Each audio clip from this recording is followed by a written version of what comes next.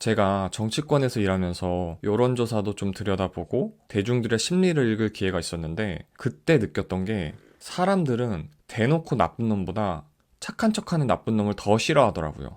네, 안녕하세요. 의심만 도마입니다. 요즘 민주당에 대한 국민들의 시선이 곱지 않습니다. 이유가 뭘까요? 사실 지난 상반기를 돌아보면 민주당에 유리한 이슈가 별로 없었어요. 오히려 불리한 이슈들만 쏟아졌습니다. 송영길 전 대표가 연루된 전당대회 돈봉투 사건도 그렇고 또 김남국 의원 코인 투기 건도 그렇고요. 하여간 민주당 입장에선 상당히 곤혹스러운 시기였을 겁니다.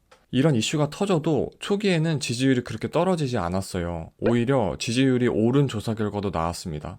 아마 지지층이 결집했기 때문이겠죠? 근데 시간이 지나면서 좀 충격적인 조사들이 나오기 시작했습니다. 지난달 말에 한국갤럽에서 실시한 여론조사인데요. 민주당 비호감도가 국민의힘 비호감도를 추월했습니다. 국민의힘 비호감도는 58%가 나왔는데 민주당 비호감도는 60%가 나왔어요. 원래 비호감도는 국민의힘이 민주당보다 높았는데 이게 역전된 거예요. 국민들이 민주당을 국민의힘보다 더 비호감 정당으로 인식하기 시작한 겁니다. 올해 뭐 큰 선거가 있었던 것도 아니었는데 왜 이런 결과가 나왔을까요? 이건 제가 앞에서 말씀드린 두 사건과도 연관이 있습니다. 전당대회 돈봉투 의혹이나 김남국 코인 사건 모두 도덕성과 관련된 이슈예요.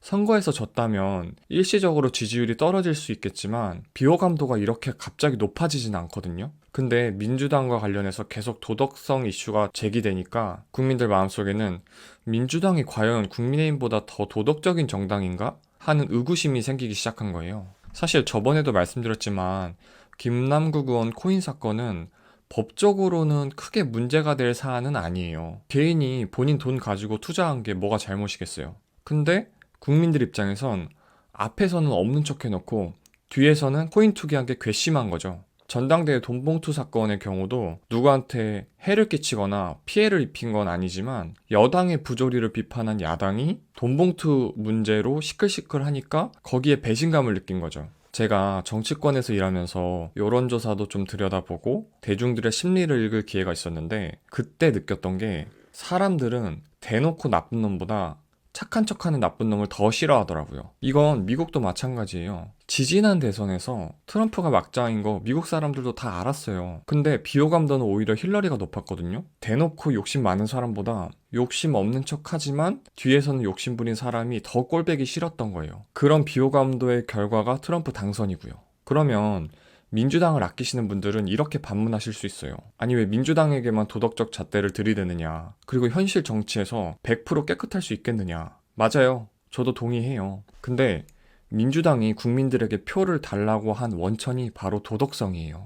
우리는 그래도 쟤들보다 덜 탐욕적이고 더 도덕적이잖아요. 그러니까 우리에게 표를 주세요. 라고 국민들에게 표를 달라고 했어요. 그러면서 정작 당선되고 나선 우리에게 그런 엄격한 도덕적 잣대를 들이대지 마세요 라고 하는 건 앞뒤가 안 맞는 거죠. 조국 사태나 박원순 사건도 같은 맥락이에요. 도덕적 우위를 주장하면서 집권했다면 본인들부터 도덕적이어야 돼요. 그렇지 않으면 모순이죠. 그런 도덕적 일관성이 있어야 하는 말이나 밀어붙이는 정책적 의제에도 힘이 실리고요. 그리고 민주당의 비호감도가 높아지는 또 하나의 이유가 있어요. 바로 민주당이 민주적이지 않다는 점이에요. 민주주의의 기본 원칙이 뭐죠? 다수결입니다. 다수가 결정하면 따라야 하는 게 민주주의예요. 그러나 동시에 간과해선 안 되는 원칙이 소수의 의견도 듣는다는 거예요.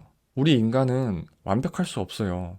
그리고 그 인간으로 이루어진 집단도 완벽할 수 없습니다. 집단이 다수결로 내리는 결정이 항상 옳은 건 아니에요. 잘못도 있고 실수도 있어요. 그래서 다수에 찬성하지 않는 소수의 의견도 들어야 되고 그들과 토론하고 또 설득해야 돼요. 근데 요새 민주당을 보면 그런 게 없어요. 조금이라도 다른 목소리를 내잖아요. 그러면 소위 수박이라고 부르면서 숙청 대상으로 몰아붙여요. 개딸이라고 불리는 강경 지지자들이 그런 행위에 앞장서고 있고요. 물론 다수결을 존중하지 않고 리더십을 흔들기만 한다면 그거는 비판받아 마땅하죠. 그런 행위까지 옹호하자는 게 아니에요. 옛날에 정동영 씨 같은 비노나 새정치민주연합 시절에 안철수, 김한길 같은 사람들이 계속 민주당을 흔들었거든요. 그러면서 당이 엄청 혼란해졌어요. 그때 제가 그 안철수 비판하는 풍자 컨텐츠도 만들면서 저도 엄청 비판을 했거든요. 그런 해당 행위까지 옹호하자는 게 아닙니다. 다만 건전한 비판은 귀를 열고 들어야 돼요. 오죽하면 청년위원장이 공개석상에서 이재명 대표한테 다른 목소리 내는 사람을 수박 취급하며 문자 테러하는 행위를 좀 막아달라고 부탁했겠어요. 이재명 대표도 이런 청년위원장의 문제 제기에 대해서 당연한 얘기고 공감하며 적절한 조치를 취하겠다 이렇게 이야기했고요. 저는 그래도 민주당이 건재하길 바라는 사람입니다. 민주당 망하라고 이런 이야기를 하는 게 아니에요. 민주당이 버티고 있어야 정부 여당이 독주하지 못해요. 그런 견제와 균형이 민주주의의 작동 원리고요. 부디 바라건대 민주당이 도덕성을 더 회복했으면 좋겠어요. 그리고 당내 민주주의가 더 확립됐으면 좋겠어요. 그래서 다시 민주당이 국민의 사랑을 받는 정당이 되었으면 좋겠습니다. 고맙습니다.